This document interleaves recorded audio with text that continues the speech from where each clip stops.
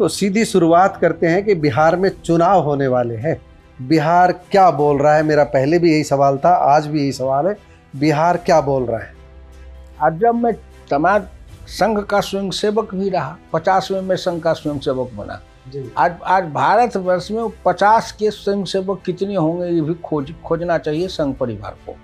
एक जमाना 62 में मैं ये लोगों से सुनता था कि कांग्रेस के कुत्ता के गले में अगर टिकट बांधे तो वही जीत के जाएगा, और कांग्रेस ने उसी परंपरा को आगे बढ़ाया कि वैसे ही लोगों को कांग्रेस ने आगे बढ़ाया, जिसका परिणाम है कि आज कांग्रेस के तरफ से केवल कुत्ता ही भौंकने वाले हैं, इंसान विद्वान कहीं दिख नहीं पा रहा है। लेकिन अगर आपके जैसे पत्रकार कोई पूछे वोट चोरी, किसकी वोट चोरी किया? बिहार के लोगों ने अगर बिहार में 15 साल तक लालू को राज बनाया, इसका मतलब वोट नहीं दिया। तो वोट चोरी का मतलब क्या होता है कि महेश जी का वोट है, नाम का वोट है, हम चोरी कर लिए। जैसे हम 62 में 67 में चुनाव लड़ते थे तो उस समय जो ताकतवर कांग्रेस के लोग थे, ताकतवर जातियां थी, ऊंची जाति के लोग, वो बूथ पर जाकर के लठ लेके खड़े हो जाते थे। अब पिछड़ी या गरीब जाति के लोगों को लठ दिखा करके भगा देते थे। हमने वोट की चोरी को आंख से देखा है। जी जी। अब भुगता है, हमारा वोट लूटा गया, चुराया गया, तो हमने अब उसके खिलाफ लड़े हैं। कुछ तो ऐसा होगा। सुप्रीम कोर्ट ने आधार को मान्यता दी। आधा बोलते हैं आप लोग। नहीं, मैं पूरा बोल दूंगा, मुझे बोलने देना, आप मैं पूरा बोल देता हूँ। सुप्रीम कोर्ट ने कहा हाँ कि आधार है, ये नागरिकता का दस्तावेज नहीं है। हाँ, ये माना जो यादव और मुस्लिम गठबंधन का सबसे बड़ा शक्तिशाली केंद्र है मधुबनी, जहाँ जी यादव और मुस्लिम दोनों मिल जाए तो फिर उनकी प्रबल ताकत है। और उसी जगह से भारतीय जनता पार्टी के टिकट पर हुकुमदेव नारायण यादव 4 बार से लगातार चुनाव जीत रहा है। तो कहाँ है उनका यादव और मुस्लिम गठबंधन? लेकिन महेश जी, किसी के भोज में जाके खाना बना देना अलग बात है, लेकिन खुद अपने दरवाजे पर भोज खिलाना अलग बात है। बिहार का ब्राह्मण इतना मूर्ख है जो अपना 6% वोट लेकर के प्रशांत किशोर को दे देगा। वो जानता है ब्राह्मण कि हम 5% 6% हमारा जो वोट है, जो भी 7% है, खराब नहीं करेंगे। हम अपना वोट वहाँ देंगे जो हम निर्णायक। और ब्राह्मण का वोट आज भारतीय जनता पार्टी के पक्ष में निर्णायक वोट बना हुआ है। जातिगत जनगणना के लिए राहुल गांधी आक्रामक रहे, कांग्रेस आक्रामक रही, तेजस्वी आक्रामक रहे, मोदी नहीं, भाजपा नहीं, और फिर अचानक जातिगत जनगणना करा।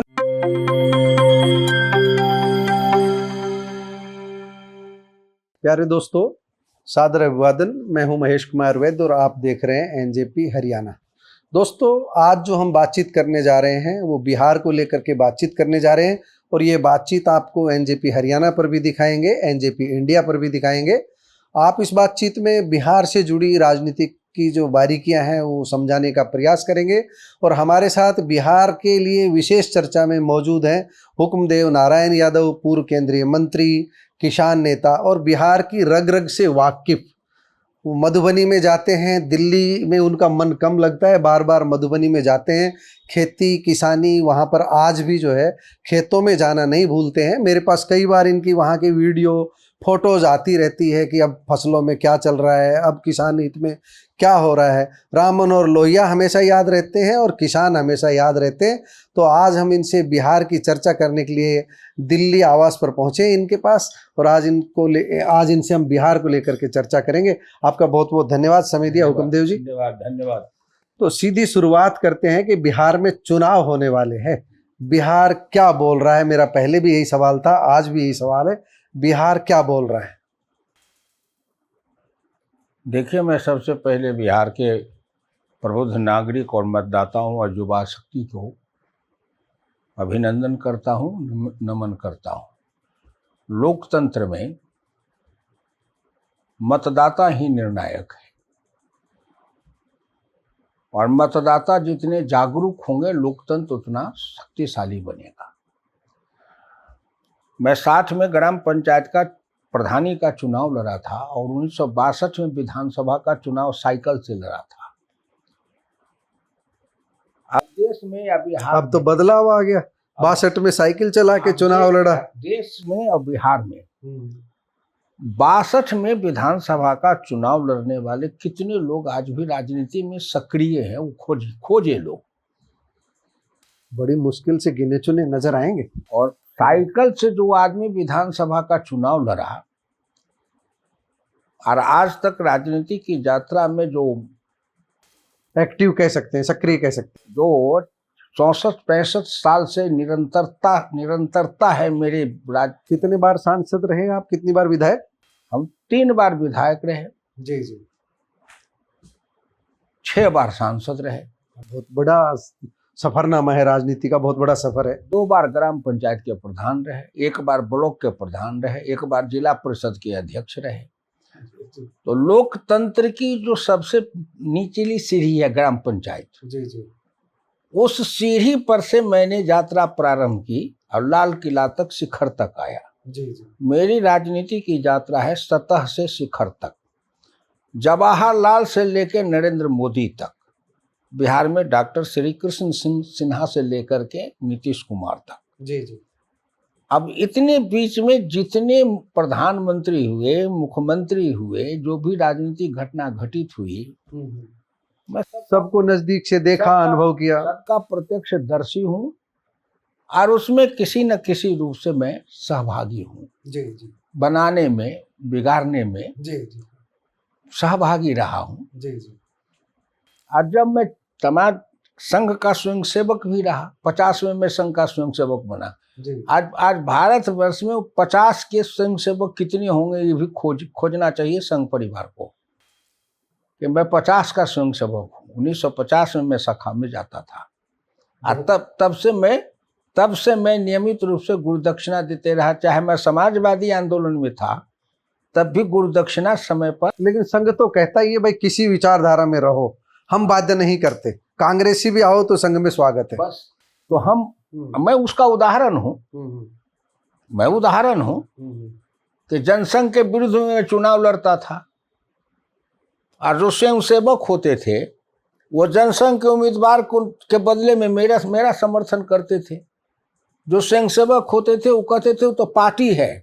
लेकिन मैं बीच में एक बात कहूँ, आज तो आम धारणा है कि संघ की राजनीतिक शाखा केवल बीजेपी है, दूसरे दलों की तरफ संघ का स्वयंसेवक झांक कर भी नहीं देखता। देखिए अब मैं जो बात कह रहा हूँ, आज संघ की जो कार्य क्षेत्र है वो 1950 वाला नहीं है। जी जी, उनके दूसरे ढंग से कार्य क्षेत्र का विस्तार भी हुआ है। जी, दूसरे ढंग से विस्तार हुआ है। तो एक ये समझिए। दूसरा, अब मतदाता, तो जो 1962 में मैं चुनाव लड़ा था तो मैं घूमता था साइकिल से, और रात में किसी के यहाँ 3-4 साथी थे साइकिल वाले, तो 3 थे, तो रात में किसी के यहाँ 3-4 साइकिल वाले लगा देते थे। किसी साथी जो पहचान वाले होते थे कहीं से किसी से, तो उन्हीं के यहाँ रुक करके पुआल पर, गचारा का महीना था, पुआल बिछा कर सो लेते थे। रात में उनके यहाँ खाते थे। उम्मीदवार पुआल पे सोते थे। हाँ, सब पुआल पर सोते थे। और फिर सवेरे नहा धो के उनके यहाँ कुछ हो तो खाए, नहीं तो साइकिल लेके चल पड़ते थे किसी आगे गांव में जा कर के। दिन में साइकिल लगा के नहा वहाँ के कहते थे भाई हम 4 आदमी हैं, हम भोजन करेंगे फिर आगे जाएंगे। तो वो तो रुपया पैसा चुनाव में मिलता था तब कुछ? नहीं, कुछ नहीं। तो ये समझिए उस समय जो गांव में घूमते थे तो बहुत लोग ये बोलते थे कोई पार्टी नहीं जीतता, कांग्रेस कुत्ता के गर्दन में टिकट बांध देते तो वही जीत कर जाते। ऐसा बोलते थे।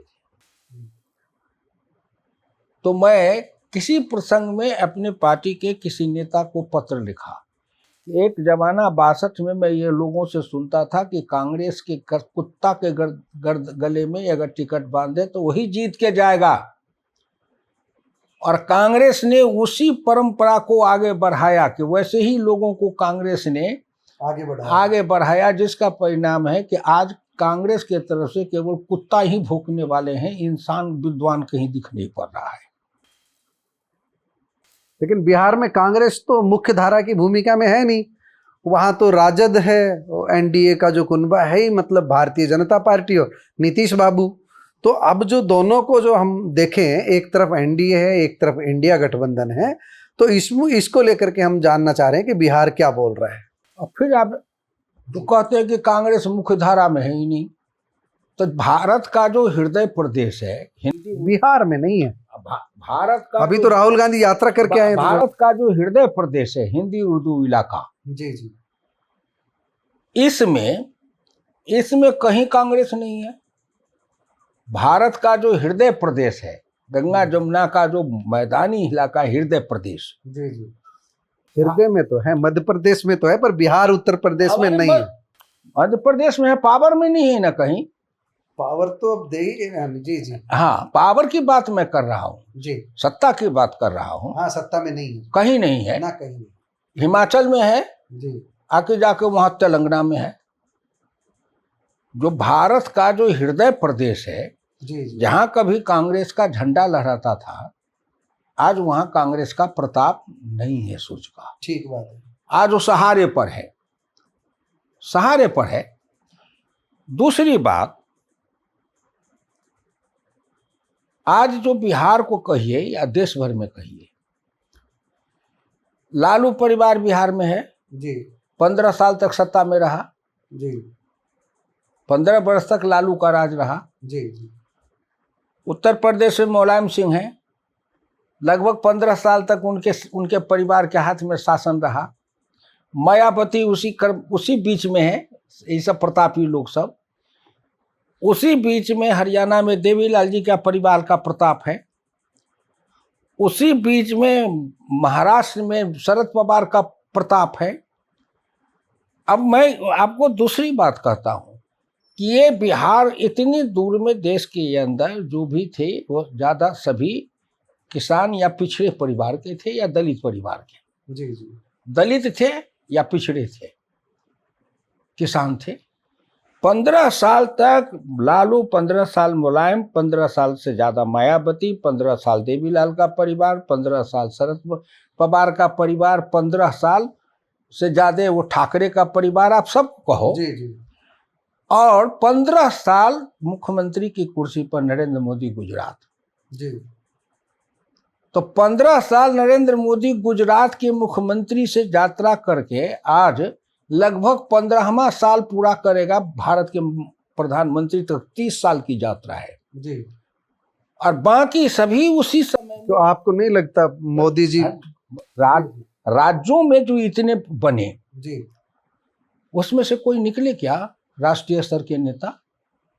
पिछड़े वर्ग के मौका तो मिला, राष्ट्रीय स्तर का कोई नेता क्यों नहीं बन पाए? बनने का अवसर आया तो क्यों नहीं बने? देखिए महेश जी, हम किसी व्यक्ति से नहीं कहते हैं। ये बिहार में कर्पूरी ठाकुर, लालू प्रसाद यादव राष्ट्रीय क्षितिज पर छाए तो रहे। देखिए, राष्ट्रीय क्षितिज पर छाना एक बात है, राष्ट्रीय नेतृत्व करना एक बात है। जी जी, राष्ट्रीय क्षितिज पर छाए रहे। कर्पूरी ठाकुर और लालू में अंतर है। लालू एक ताकतवर जाति का नेता है, कर्पूरी ठाकुर सबसे निर्बल, जैसे नरेंद्र मोदी सबसे कमजोर पिछड़ा का घर में जन्म लिया, उसे कर्पूरी ठाकुर सबसे निर्बल पिछड़ा के घर में जन्म लिया, गरीब में, निर्धनता में। जी जी, तो कर्पूरी ठाकुर अगर नेता बना बिहार में तो पूजनीय है, भारत रत्न के लायक है, क्योंकि वो निर्धनता में, गरीबी में, अभाव में, और जो ताकतवर जाति की राजनीति थी, उन ताकतवर जाति की राजनीति को परास्त करके हम आपको फिर घुमा करके उसी विषय पर लेकर के आते हैं कि बिहार में अब जो मौजूदा राजनीतिक समीकरण है, उसमें आप यही बता दीजिए कि बिहार में चुनावी मुद्दे क्या रहने वाले, किन मुद्दों पर चुनाव लड़ा जा रहा है, एनडीए के क्या मुद्दे हैं, जो विरोधी हैं वो क्या मुद्दे हैं। हम एक राजनीतिक विश्लेषक से बात कर रहे हैं, हम भाजपा नेता से बात नहीं कर रहे हैं। आप क्या मुद्दा है जी, तो राहुल इतने दिन यात्रा किए थे जी, उस यात्रा में बिहार का गरीबी, निर्धनता, बेकारी। हम तो सबसे बड़े मुद्दे वोट चोरी का जो चल रहा है उस पे जाना चाह रहे हैं। देखिए, बेकारी, बेरोजगारी जी जो जनता का मुद्दा है, जी जनता का मुद्दा। लेकिन अगर आपके जैसे पत्रकार पूछे, कोई पूछे वोट चोरी, किसकी वोट चोरी किया? बिहार के लोगों ने अगर बिहार में 15 साल तक लालू को राज बनाया तो इसका मतलब वोट नहीं दिया। तो वोट चोरी का मतलब क्या होता है कि महेश जी का वोट है, नाम का वोट है, हम चोरी कर लिए, इसका नाम है चोरी।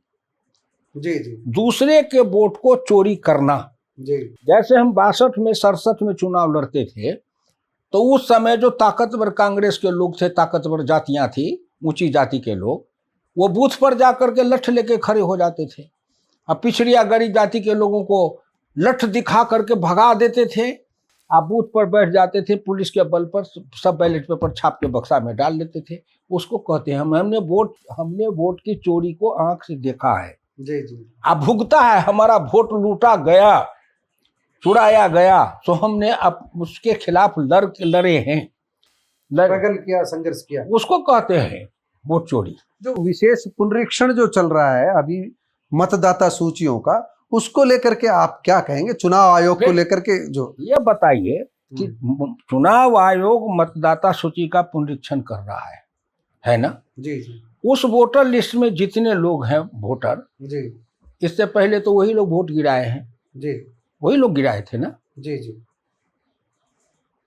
तो उन लोगों का वोट, जो बिहार में भी नीतीश कुमार है, तेजस्वी भी चुनाव लड़ा था, सब लड़ा, और एक बार तेजस्वी की पार्टी बिहार में नंबर 1 आई थी चुनाव में। जी तो अगर वो वोट चोरी हुई तो तेजस्वी 1 नंबर पर कैसे आ गया था? सत्ता तो नीतीश के हाथ में थी। उसको कहते हैं वोट चोरी। चुनाव आयोग कर रहा है पुनरीक्षण कि मतदाता के ये हमेशा होते रहा है कि मतदाता, लेकिन कोई कमी नहीं होती तो सुप्रीम कोर्ट जो है आधार को मान्यता दी 3 दिन पहले। देखिए, कुछ तो ऐसा होगा। सुप्रीम कोर्ट ने आधार को मान्यता दी। आधा बोलते हैं आप लोग। नहीं, मैं पूरा बोल दूंगा, मुझे बोलने देना, आप मैं पूरा बोल देता हूँ। सुप्रीम कोर्ट ने कहा हाँ कि आधार है, ये नागरिकता का दस्तावेज नहीं है। हाँ, ये माना जो। अब फिर सुनिए, तो इसका मतलब आधार नागरिकता का दस्तावेज नहीं है। यह पहली बार इलेक्शन कमीशन ने अपनी बात को पहली बार हिंदुस्तान में रखा है सुप्रीम कोर्ट के आगे। सुप्रीम कोर्ट को मजबूर होना पड़ा। तो सुप्रीम कोर्ट का, चुनाव आयोग का कहना है कि संविधान में लिखा हुआ है जो भारत का नागरिक होगा वही मतदाता होगा। चलिए, वो तो सत्ता पक्ष और विपक्ष दोनों अपने अपने तरीके से सुप्रीम कोर्ट के फैसले की व्याख्या कर रहे हैं। लेकिन हम एक तो ये मुद्दा हो गया, ये मुद्दा हो गया। दूसरा, जो बिहार में ये आमतौर पर आम धारणा बनी हुई है, मैं नहीं कह रहा हूँ, नीतीश कुमार की, नीतीश बाबू की जो बॉडी लैंग्वेज है, कई बार जैसे उनको लगता है उम्र का असर है, उनको फेस बना करके भारतीय जनता पार्टी जा रही है मैदान में। आपका एक बात देखिए, हाँ, भारतीय जनता पार्टी ने क्या कहा है कि नीतीश कुमार के नेतृत्व में हम चुनाव लड़ेंगे। जी अब तो हो तो गया जी, तो फिर अब आगे उसको क्या करना है? भारतीय जनता पार्टी लिख दे कि नीतीश कुमार के आजीवन हम उनको नेता मानते रहेंगे। चुनाव है, चुनाव में यही कहा जाता है कि इसके नेतृत्व में चुनाव लड़ेंगे। दूसरी बात, नीतीश कुमार अक्षम है, असमर्थ है, शारीरिक दृष्टिकोण से, मानसिक दृष्टिकोण से। भाजपा उनके नेतृत्व में चुनाव लड़ेगी तो फैसला तो जनता करेगी ना 25 में। जी, जनता न करेगी तो वोट आने दीजिए। हुकुमदेव नारायण यादव क्या सोच रहे हैं? कितना कड़ा मुकाबला होने जा रहा है बिहार में?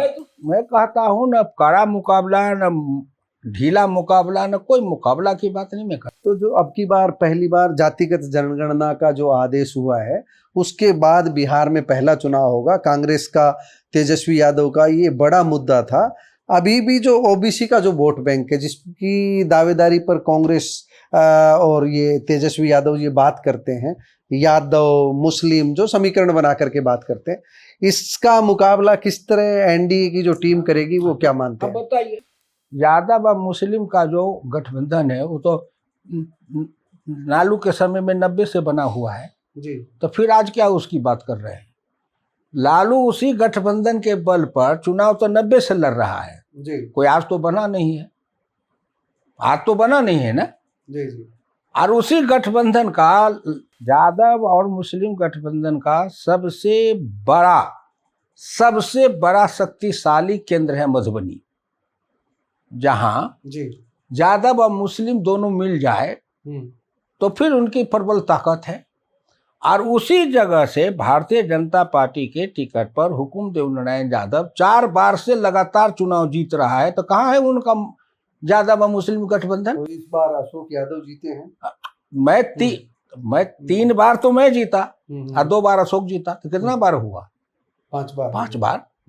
तब मान लीजिए किसी लोकसभा में एक आदमी लगातार 5 बार चुनाव जीत रहा है और उस जगह पर आपका माई गठबंधन का सबसे ताकतवर क्षेत्र है, समीकरण है, और वहां से हुकुम देवनारायण यादव 5 बार से भाजपा के टिकट पर जीत रहा है यादव होकर के।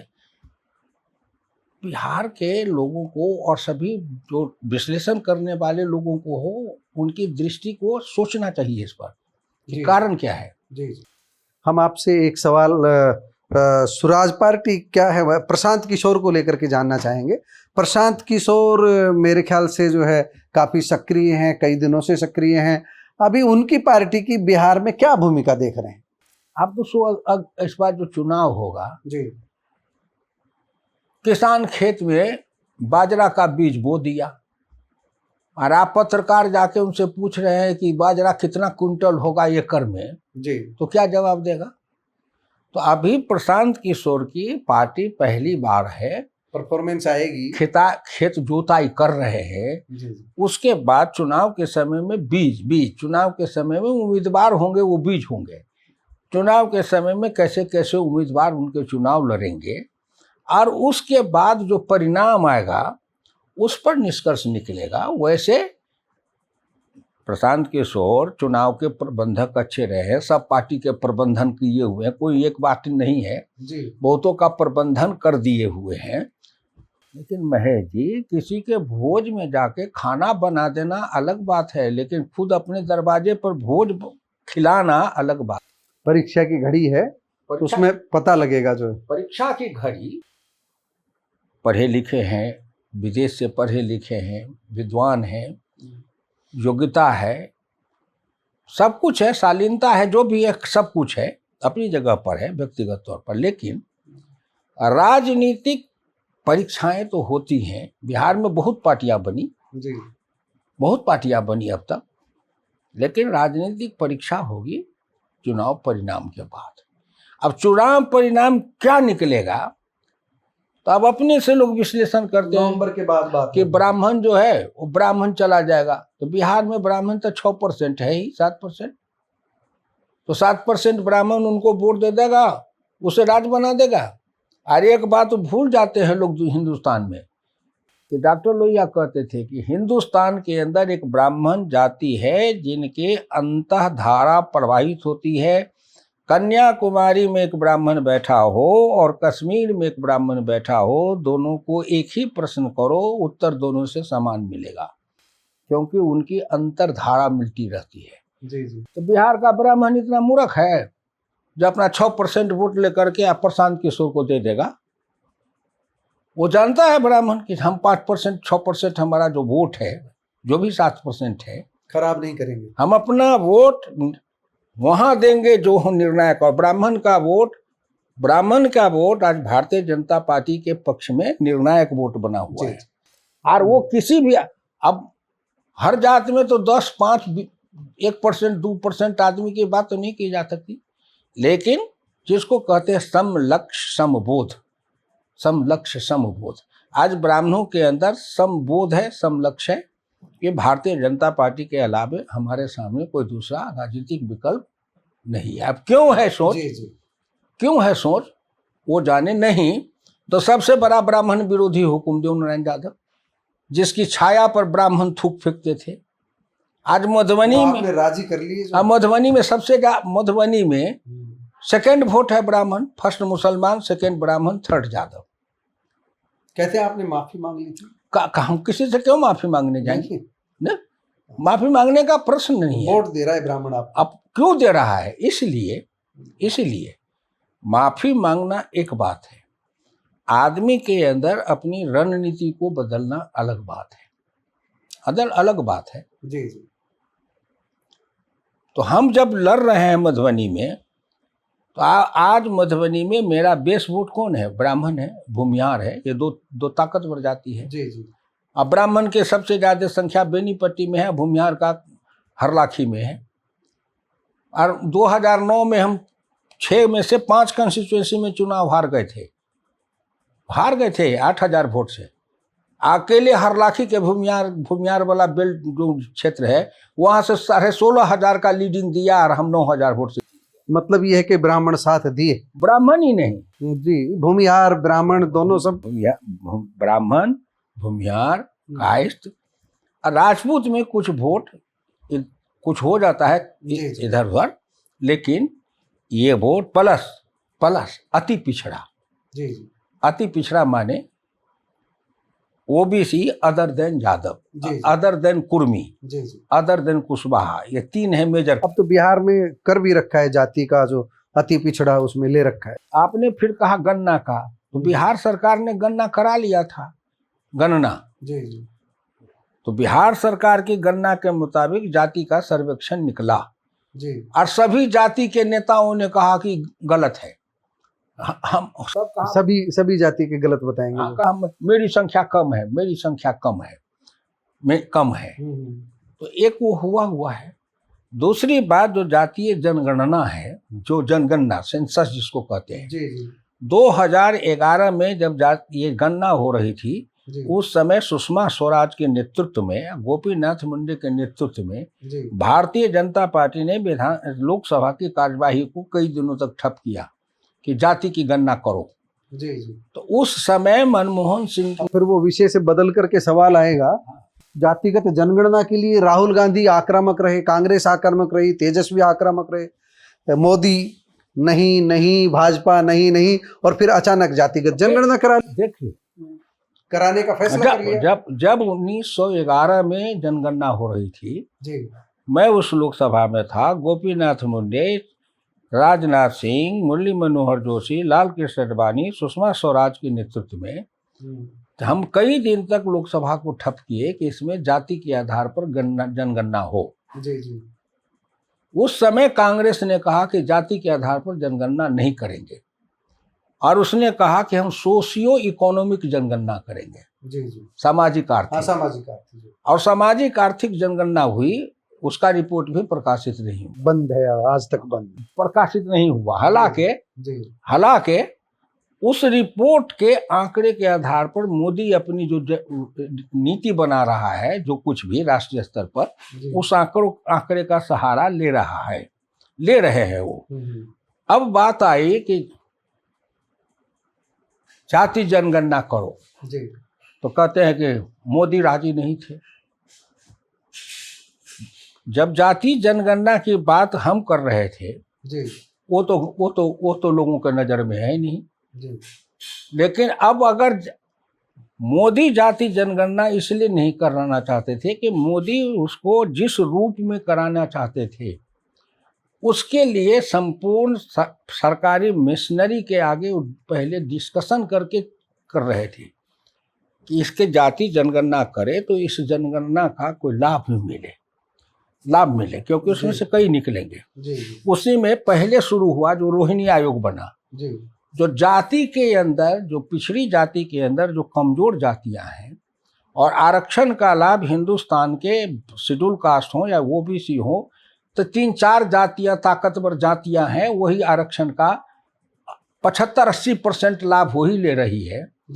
तो जो कम संख्या वाली पिछड़ी जातियां हैं, उनको भी उसका लाभ मिल सके, ऐसी व्यवस्था बनाई जा रही है। रोहिणी आयोग ने रिपोर्ट दिया। जी, जैसे हरियाणा में अभी डीएससी बना दिया, एससी के अलावा एक डीएससी कैटेगरी। हाँ, तो उसी तरह अब जो जनगणना का है, उस जनगणना में एक ये साथ के साथ जनगणना है कि जाति के साथ, जाति तो आएगी ही, लेकिन उस जाति में से कि सरकारी नौकरी में कौन कौन परिवार है जिसके घर में सरकारी नौकरी में है, जिससे कि स्पष्ट क्लियर आ जाए। हाँ, जिनको जो वंचित है उनको मिल जाएगा जो हक, वंचित है उनको हक मिल जाएगा। उनको हक मिले।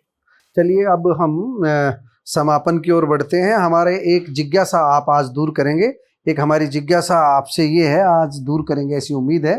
एक आम धारणा है कि जो चारा घोटाला हुआ, लालू प्रसाद यादव पर शिकंजा कसता गया और जगन्नाथ मिश्र जो है वो बचते चले गए।